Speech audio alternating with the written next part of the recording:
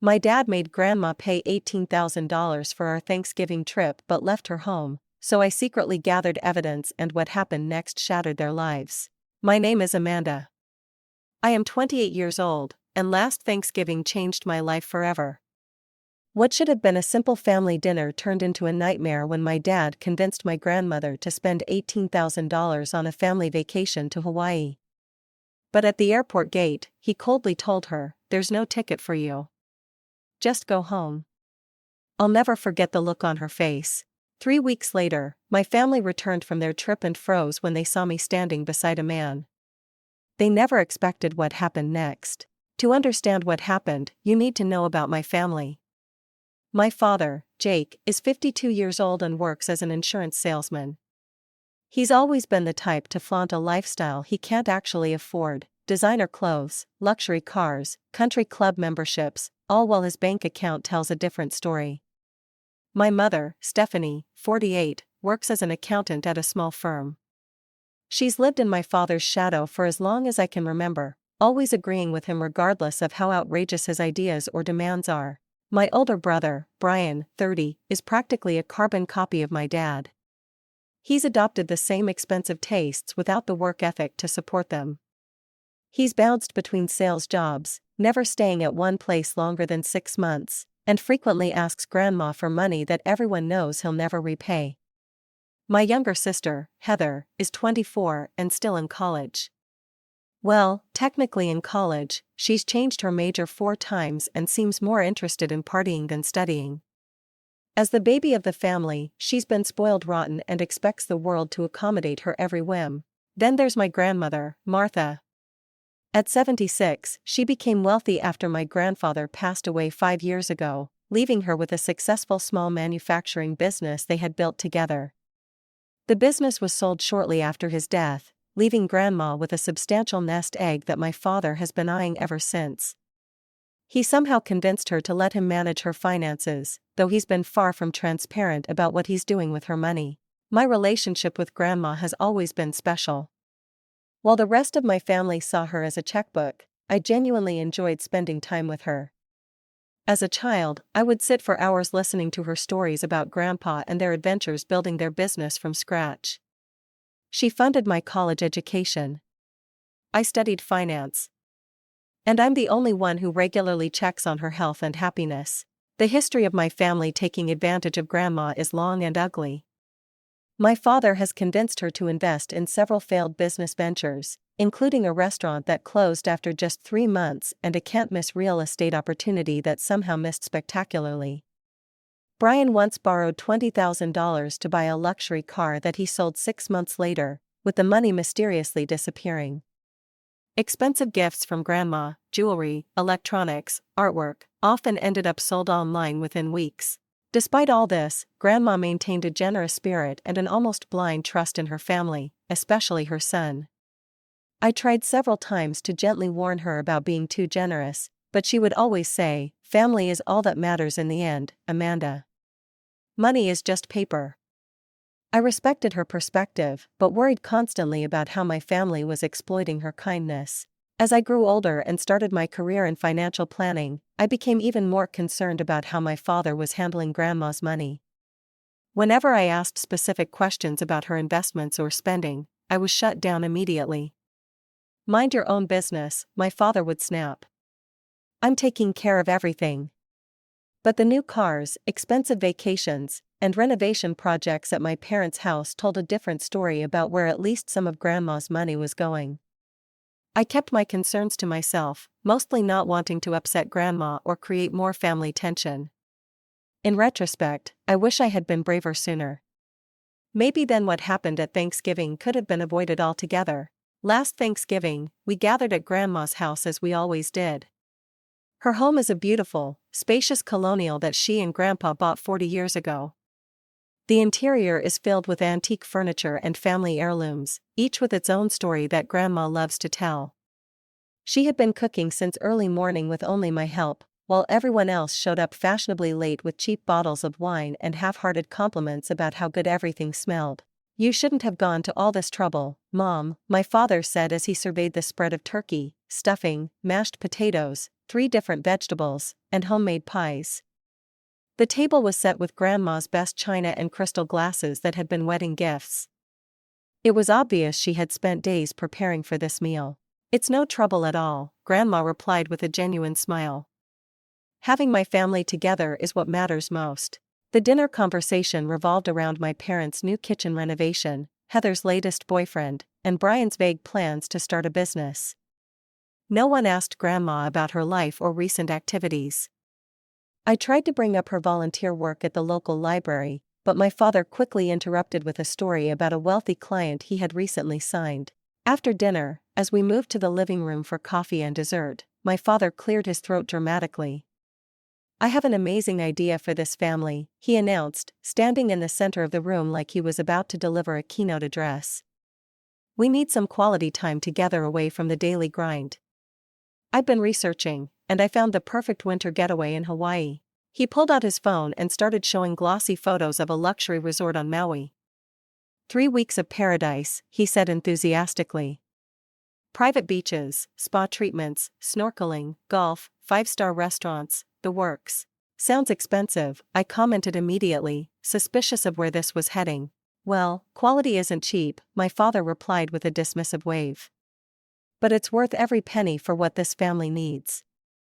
A chance to reconnect, recharge, and create memories that will last a lifetime. Especially for you, Mom, he added, turning to Grandma with a sudden show of concern. You've been alone in this big house too long. This trip could be exactly what you need. My mother jumped in. It would be so good for your health, Martha. The warm weather, the fresh air. Think of how much better you'll feel after getting away from this cold winter. Brian nodded enthusiastically. Plus, the activities are amazing. We could all go on a helicopter tour of the islands. I've always wanted to do that. And the Instagram photos will be incredible, Heather added, already imagining the likes she would get. I watched as my grandmother's expression shifted from surprise to consideration. It does sound lovely, she admitted. But I'm not sure I'm up for such a long trip at my age. Nonsense, my father insisted. We'll all be there to help you. This could be the last chance for us all to take a trip like this together. Don't you want to create those memories with your grandchildren? I saw the manipulation for what it was, the implied before it's too late hanging in the air, unspoken but clearly understood. Grandma's eyes grew misty at the thought. How much would all this cost? She asked quietly. My father had clearly been waiting for this question. I've worked out all the numbers. For 6 people, 3 weeks at the resort, flights, activities, and meals, we're looking at $18,000 total. A bargain for what we're getting, honestly. I nearly choked on my coffee. $18,000 was an enormous sum, and I knew exactly who would be footing the bill. That's quite a lot, Grandma said hesitantly. Think of it as an investment in family, my father pressed. Experiences are worth more than money, right? That's what you always say. I tried to interject. Maybe we should look at some more affordable options or a shorter trip. My father shot me a warning glare. Amanda, don't be a killjoy. This is about quality time as a family. You can't put a price tag on that. As the evening progressed, I watched with growing unease as my father, mother, brother, and sister all took turns persuading Grandma. They spoke of healing family bonds, creating lasting memories, and how this trip would be the experience of a lifetime. I noticed the meaningful glances exchanged between my parents and siblings whenever Grandma wasn't looking, and a sinking feeling grew in my stomach. When I tried to get Grandma alone to discuss the trip, someone always interrupted or redirected the conversation. When I asked about specific details of the booking arrangements, my father was frustratingly vague. Later that night, as I was helping clean up in the kitchen, I overheard my father and brother talking in the hallway. The old lady won't ever set foot on that plane, my father chuckled quietly. Let her think she's coming for now. What about Amanda? Brian asked. She's suspicious. She always is, my father replied dismissively. She'll fall in line. She always does. I stood frozen, dish towel in hand, as they continued discussing how they would use the money for additional excursions not on the official itinerary. My hand shook with anger and shock. They were planning to take Grandma's money and leave her behind all along. Over the next few days, I tried repeatedly to warn Grandma. I suggested she should ask to see the tickets and detailed itinerary before transferring any money. I hinted that perhaps she should reconsider such a large expense, but she was swept up in the excitement of the trip, buying new clothes and luggage, telling her friends about the family vacation she was taking. She trusted her son completely. "Your father is handling everything," she told me with a smile. "He's always been so good with details." A week after Thanksgiving, she transferred $18,000 to my father's account. When I found out, I felt physically ill. I knew what was coming, but I had no idea how cruel it would actually be. The weeks leading up to the departure were filled with elaborate preparations. Grandma bought new summer clothes, a wide-brimmed hat for the beach, sunscreen, and a brand new set of luggage.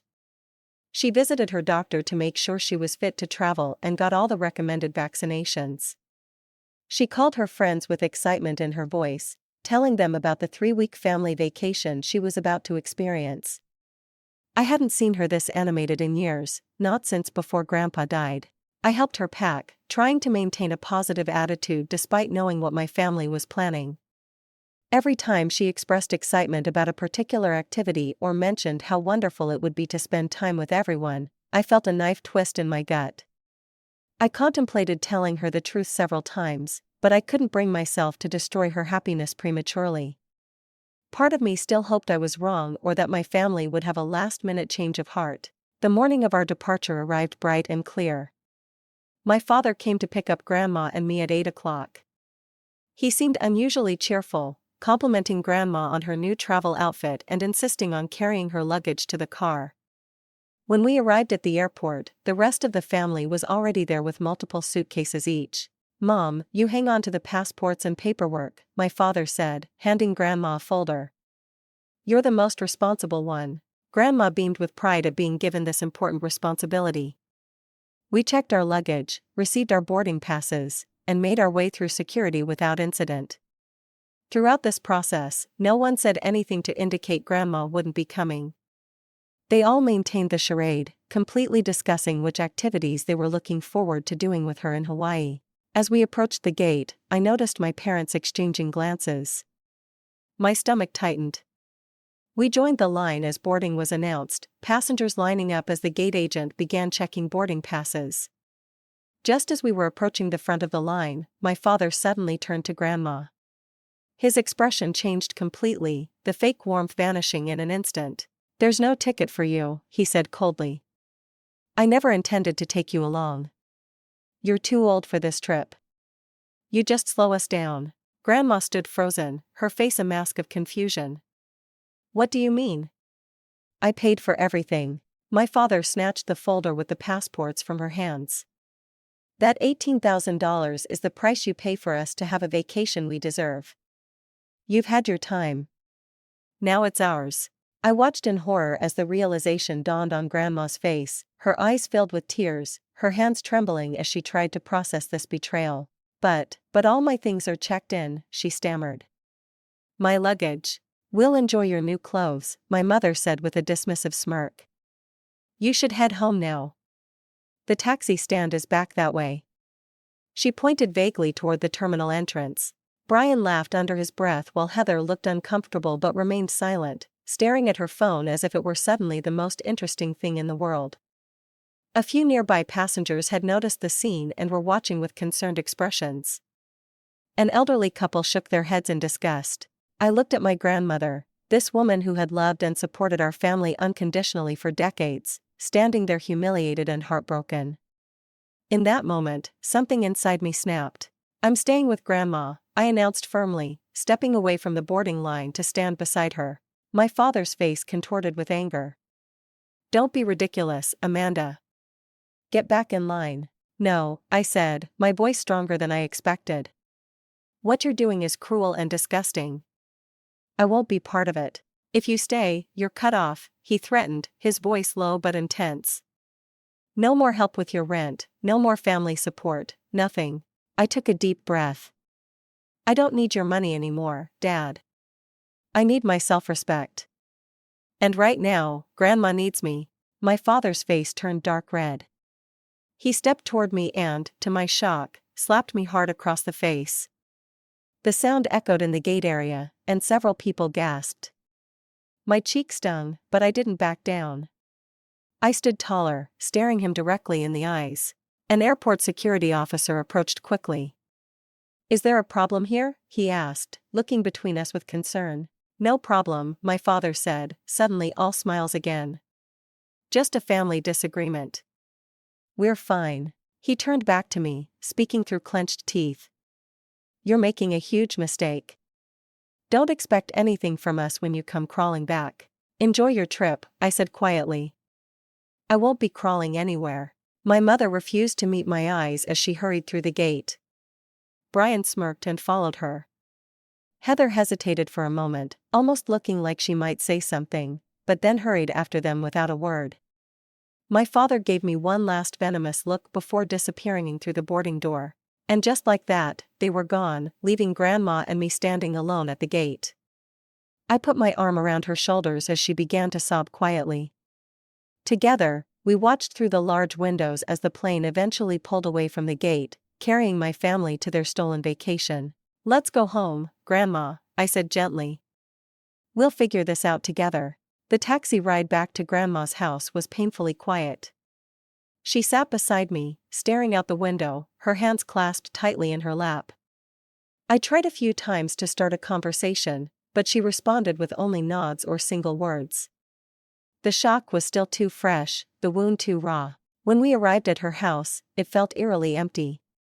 The new luggage she hadn't taken was still sitting in the hallway, tags attached, a cruel reminder of the trip she would never take. I carried it upstairs and out of sight while Grandma sank into her favorite armchair in the living room, still wearing her travel outfit. I made us some tea, adding a splash of brandy to hers, hoping it might help calm her nerves. When I returned to the living room, I found her staring blankly at the family photos on the mantelpiece. "I was so stupid," she whispered, her voice breaking. "So incredibly stupid." "You weren't stupid, Grandma," I said, sitting beside her and taking her hand. "You were kind and trusting. They're the ones who are wrong, not you." She looked at me then, her eyes red and swollen. $18,000, she said. "All that money gone. But it's not even about the money. It's that my own son could do this to me, that he could plan this humiliation, this cruelty. And then the dam broke." She sobbed openly, deep, heaving cries that seemed to come from the very core of her being. I held her as she wept, my own tears falling silently. We stayed that way for what felt like hours, the tea growing cold beside us. The next few days were difficult. Grandma barely ate or slept. She would drift around the house like a ghost, picking up photos of my father as a child, staring at them as if trying to recognize the boy she raised in the man who had betrayed her. At night, I would hear her pacing in her room or quietly crying. I called my office and explained that I needed emergency family leave. My boss, understanding the situation, gave me 2 weeks without hesitation.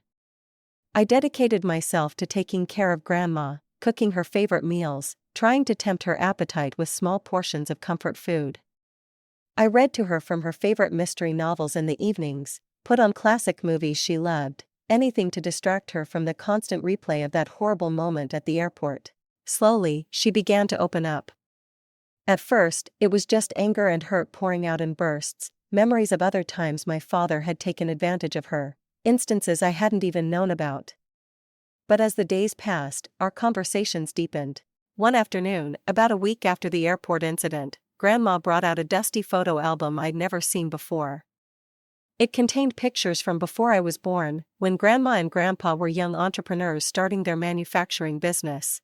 "Your grandfather and I built everything from nothing," she told me, her finger tracing the outline of his face in a faded photograph. "We worked 18-hour days, took second mortgages on our house, ate ramen noodles for a year straight to keep the business afloat during the recession." She turned the pages, showing me their journey from a tiny workshop to the successful company it eventually became. "We did all this so our children would have opportunities, so they would understand the value of hard work and integrity." "Where did we go wrong with your father?" I had no answer for her.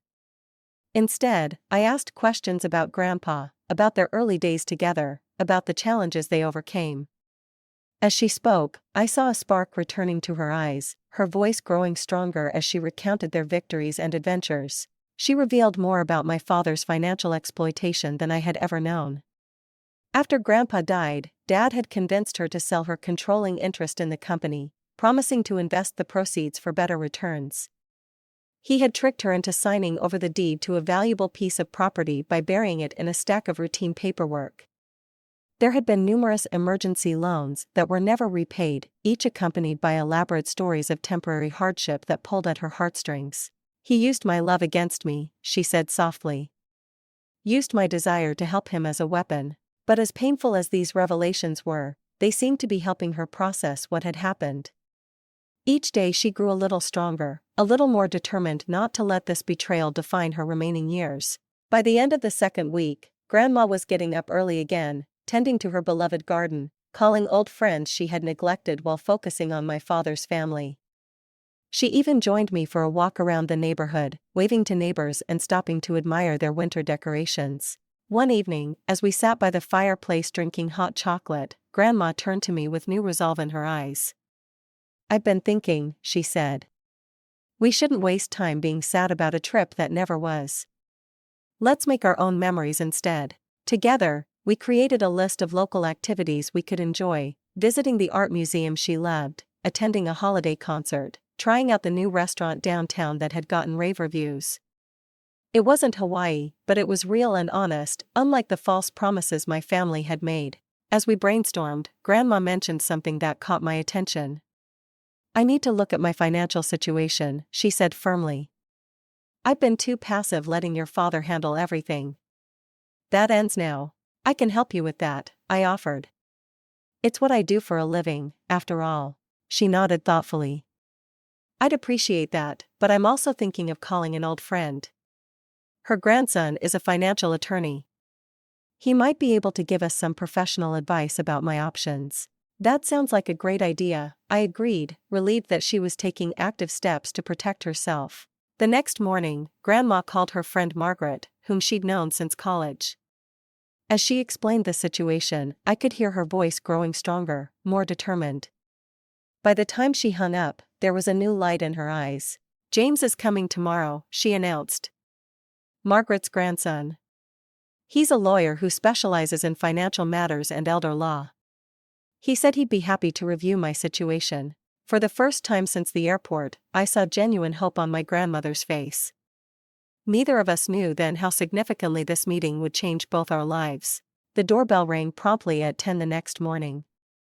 Grandma had dressed carefully for this meeting, wearing a smart blue dress and pearl earrings that Grandpa had given her on their 30th anniversary. I opened the door to find a tall man in his early 30s dressed in a well-tailored gray suit, holding a leather briefcase. "You must be Amanda," he said with a warm smile, extending his hand. "I'm James Williams, Margaret's grandson. Thank you for having me over." There was something immediately likable about James. His handshake was firm but not overpowering. His smile reached his eyes, and he had an air of quiet confidence that put me at ease immediately. I showed him to the living room where Grandma waited. When he saw her, his expression softened. "Mrs. Thompson," he said, using Grandma's last name respectfully. "I'm so sorry about what you've been through. My grandmother thinks the world of you, and I'm here to help in any way I can." Grandma gestured for him to sit down.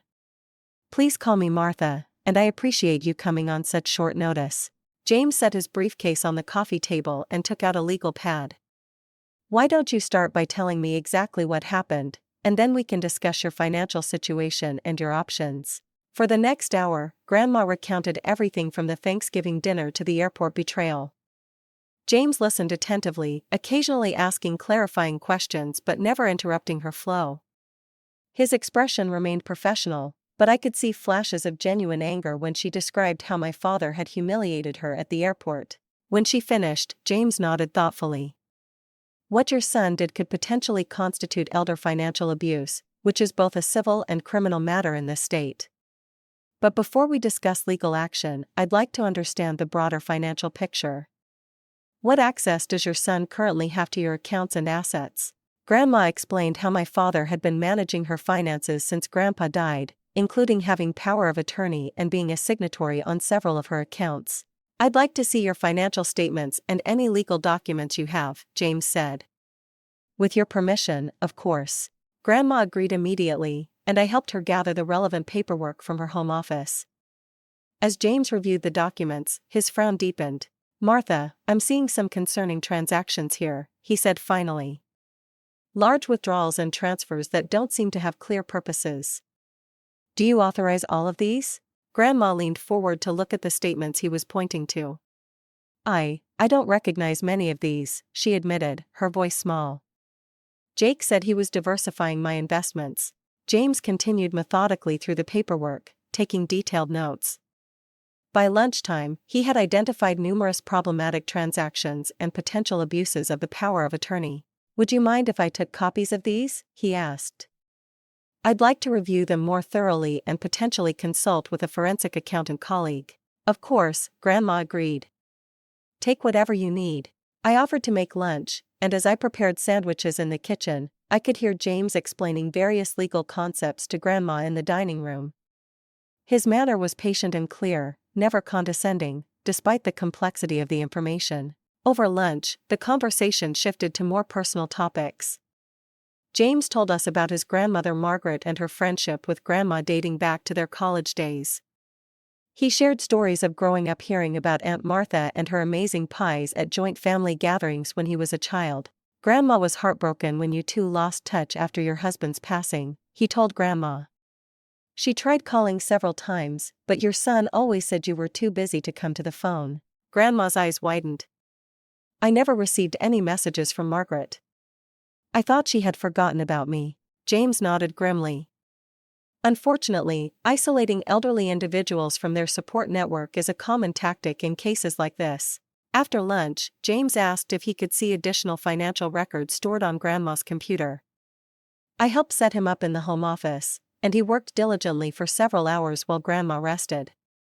When he emerged, his expression was serious. Martha, I found evidence of numerous unauthorized transactions from your retirement accounts. Based on what I'm seeing, your son has withdrawn over $130,000 in the past 3 years without proper documentation or apparent authorization. Grandma gasped, her hand flying to her mouth.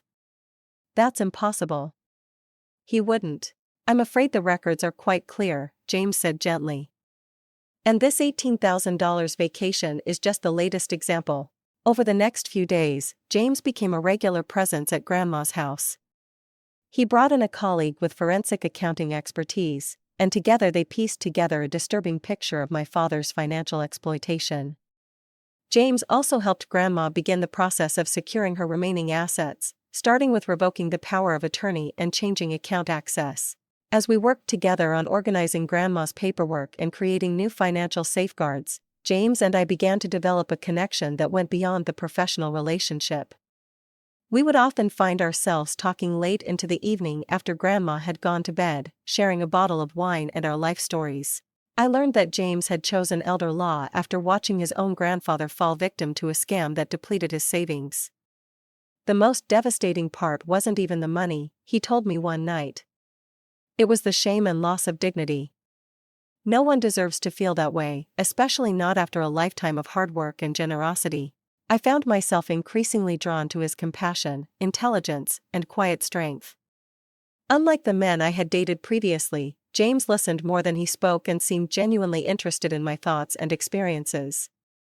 He never tried to impress me with displays of wealth or status, instead showing his character through his actions and unwavering support for Grandma. One evening about 2 weeks after we first met, James arrived with dinner from Grandma's favorite Italian restaurant and a legal document. I prepared a revocable living trust for you, Martha, he explained as we ate. It will protect your assets while still giving you complete control. I'm recommending that Amanda serve as your trustee if she's willing. Grandma looked at me questioningly. Would you do that, dear? Of course, I said without hesitation. I'd be honored. I've also drafted a new will, James continued.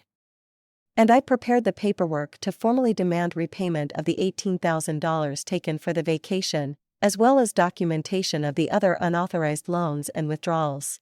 As he outlined the legal strategy, I was struck by how effectively he had balanced aggression in protecting Grandma's interests with sensitivity to her emotional state. He never pushed her to take actions she wasn't comfortable with, but he also didn't sugarcoat the seriousness of the situation. After dinner, Grandma excused herself to call Margaret, leaving James and me alone in the living room. "Thank you," I said simply, "for everything you're doing for her." He smiled, his eyes warm in the soft lamplight. "It's my job, but it's also more than that. Your grandmother is an extraordinary woman.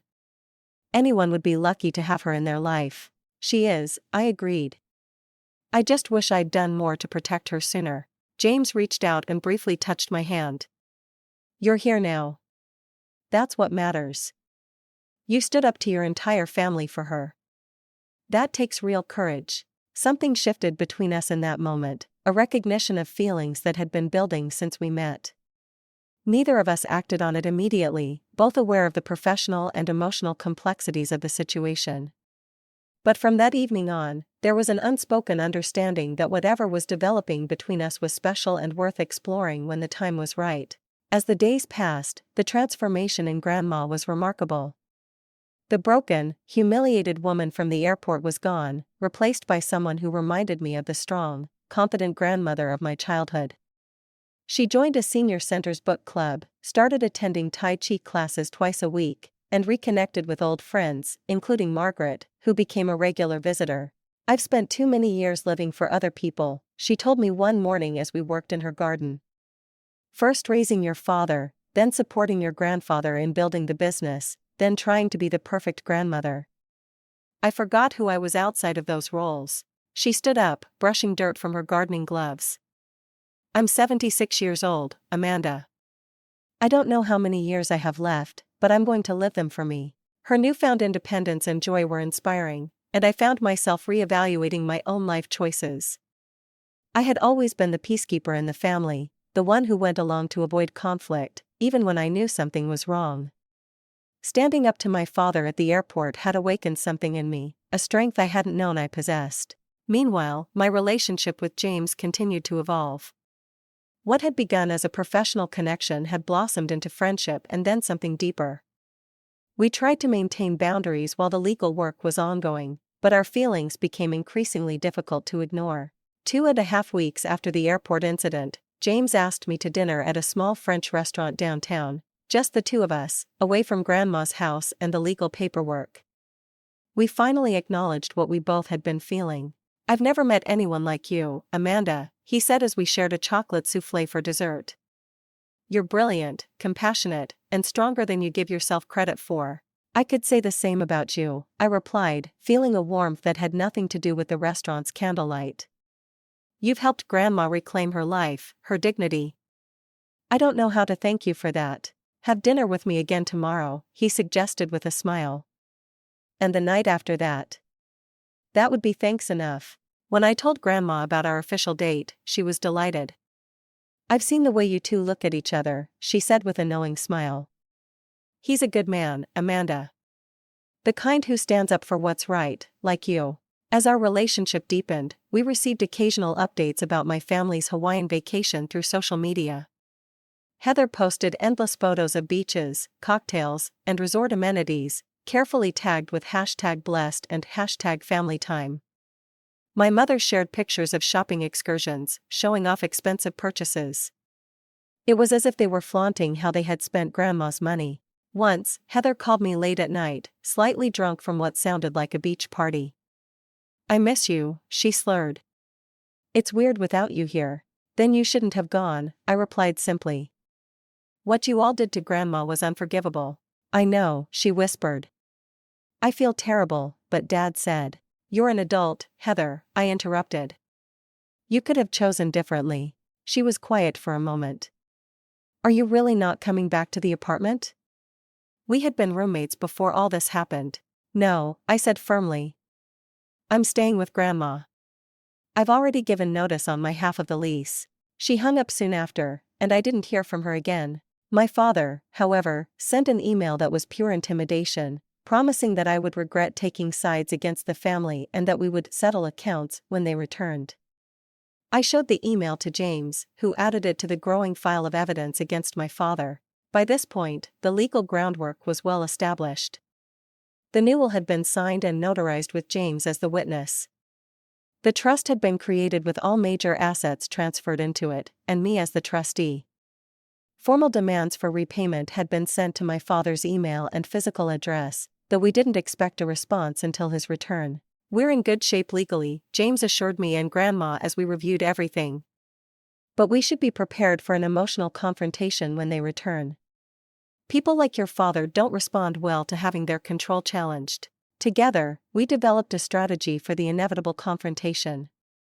James suggested having witnesses present and possibly recording the interaction for legal protection.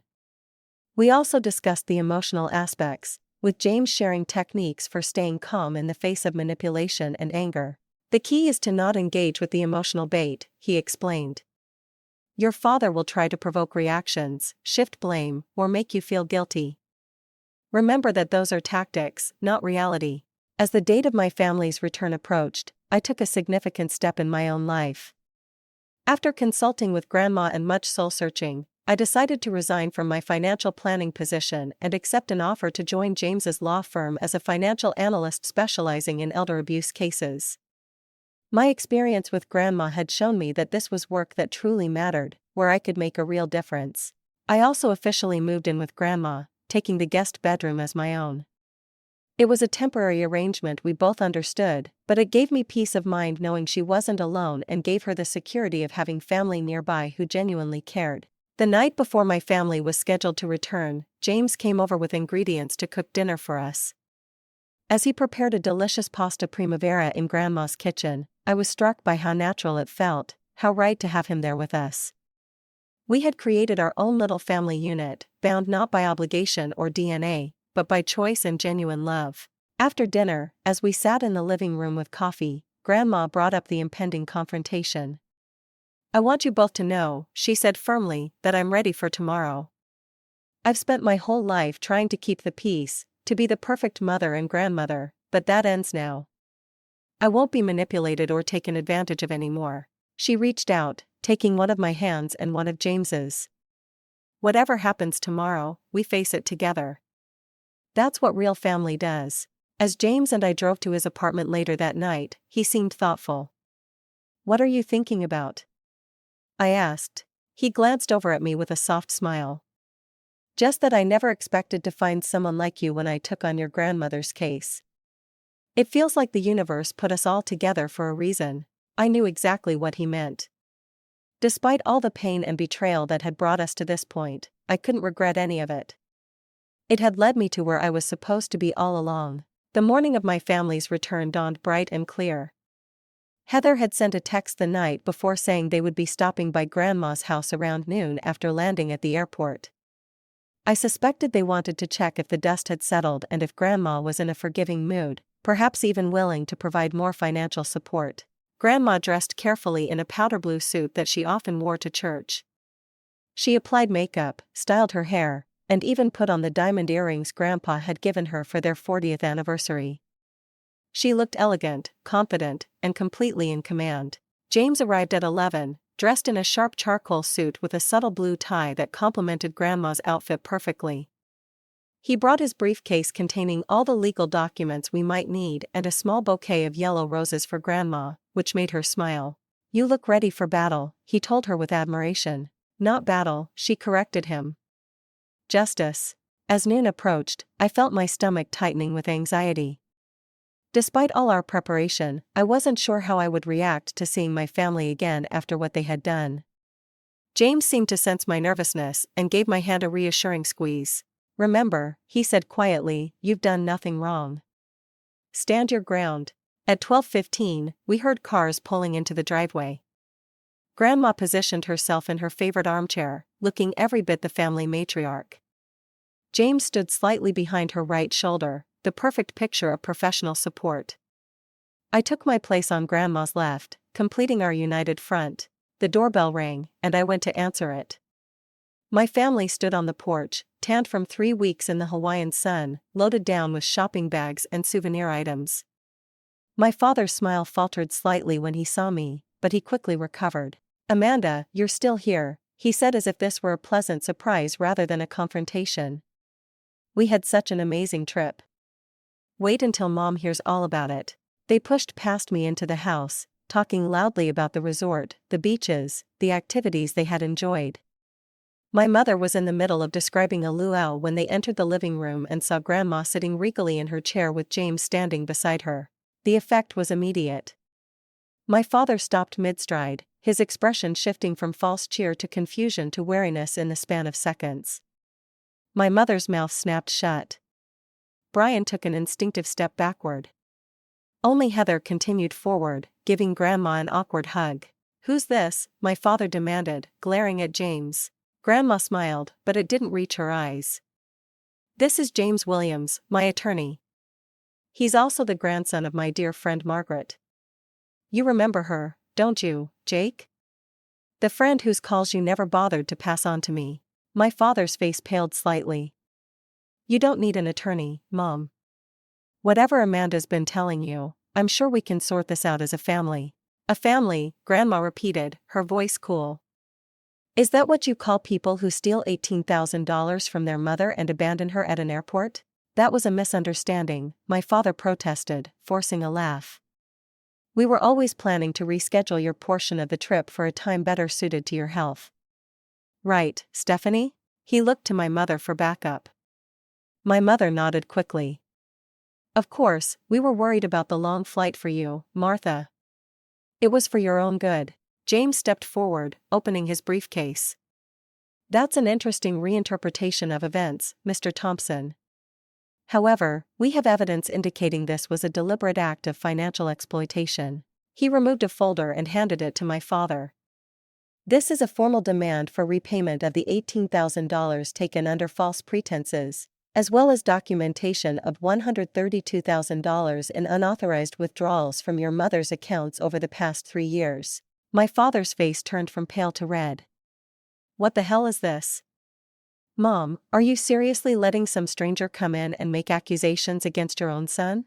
"He's not making accusations, Jake," Grandma said firmly. "He's stating facts. Facts that I should have faced long ago." James continued professionally.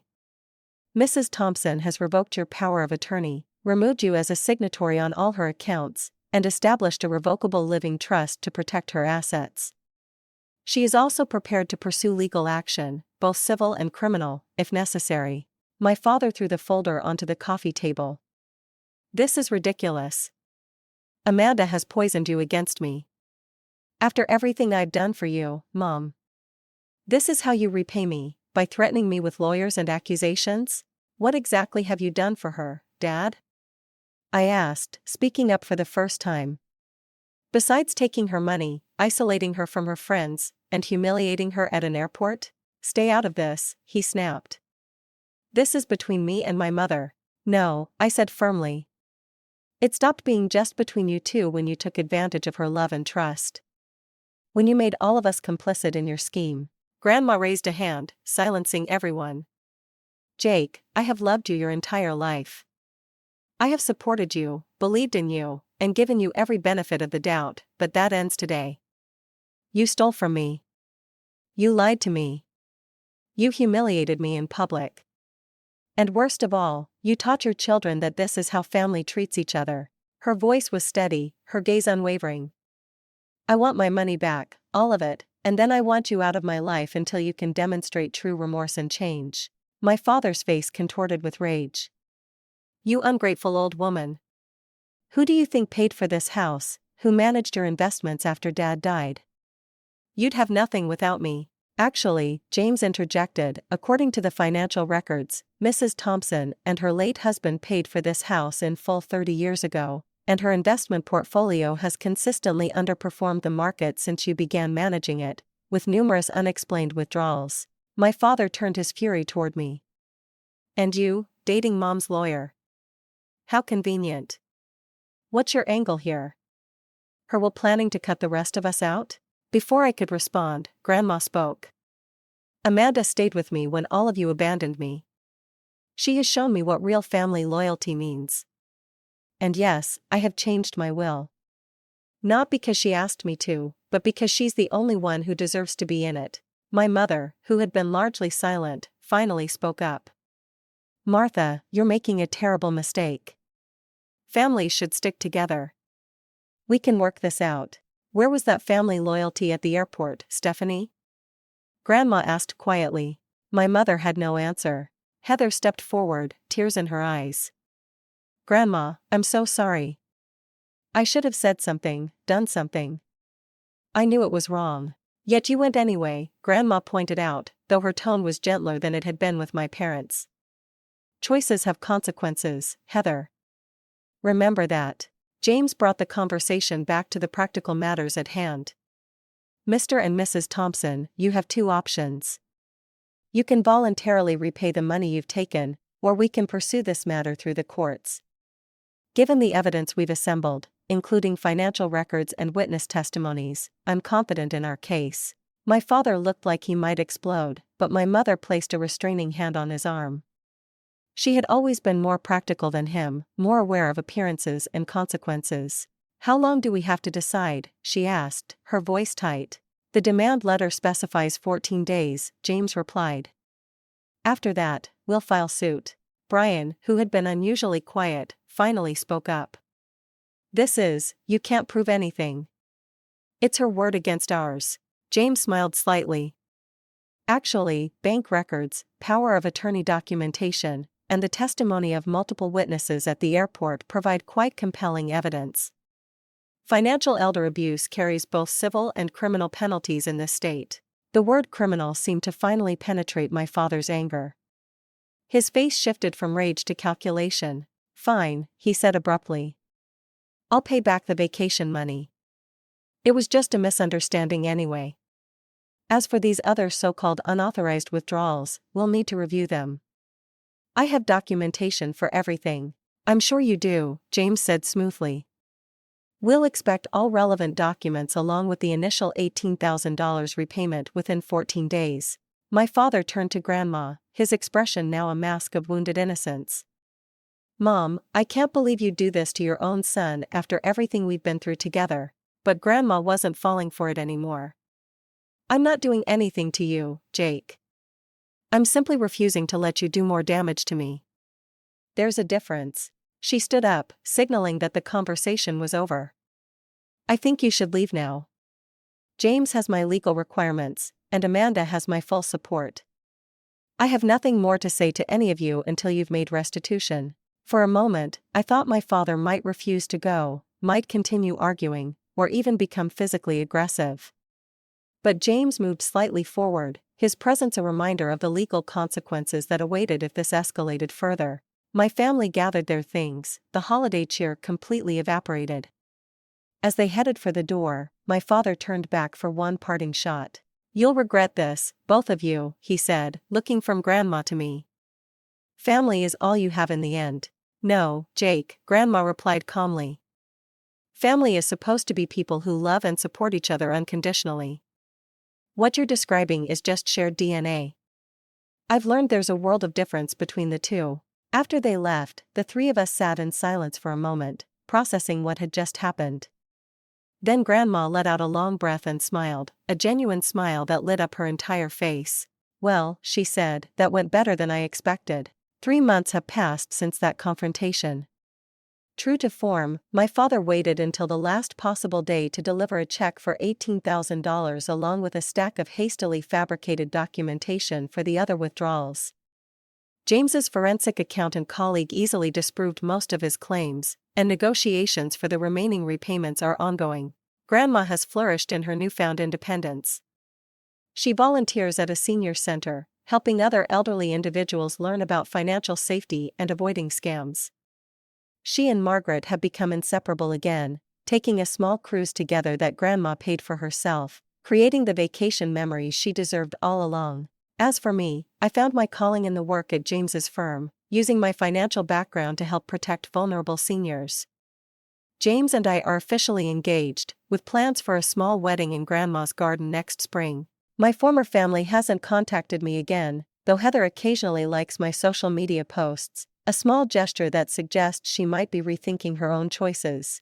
The most profound change, though, has been in how I understand the concept of family. Blood ties are just one type of connection and often not the strongest or most meaningful. True family is built on respect, support, and genuine love, not obligation or manipulation. Sometimes you have to lose a toxic family to find the people who truly deserve to be in your life. As Grandma told me recently, getting left at that airport was the best thing that ever happened to me. It opened my eyes to what I had lost and what I could still gain. Sometimes the most painful betrayals can lead to the most beautiful beginnings.